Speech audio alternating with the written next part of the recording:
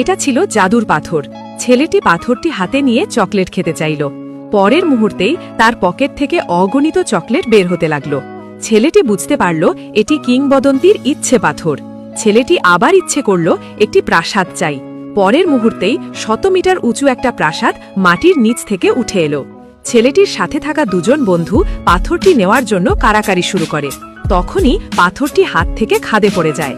তারা আফসোস করতে থাকে, পাথরটিকে খুঁজতে শুরু করে দেয়। একজন পাথরটি নদীর মাঝে দেখতে পায়। পাথরটি আনার জন্য একজন এগিয়ে যায়।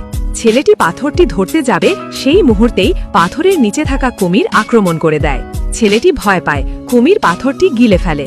পাথরটি ফেরত পাওয়ার জন্য ছেলেটি লাফ দিয়ে কুমিরের পেটে চলে যায়। পাথরের জাদুতে ছেলেটি কুমিরের পেট থেকে বেরিয়ে আসে। দৌড়ে 3 বন্ধু একসাথে হয়।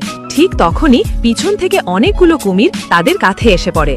ছেলেগুলো ভয়ে দৌড়ায়, কুমিরগুলো তাদের পিছনে ছিল। ছেলেগুলো পাথর হাতে নিয়ে ইচ্ছে করল। সাথে সাথে একটি উড়ন্ত ডাইনোসর এসে তাদের প্রাসাদের চূড়ায় নিয়ে গেল। তখনও কুমিরগুলো তাদের পিছনে ছিল। কুমিরগুলো দেয়াল বেয়ে বেয়ে উঠতে থাকলো।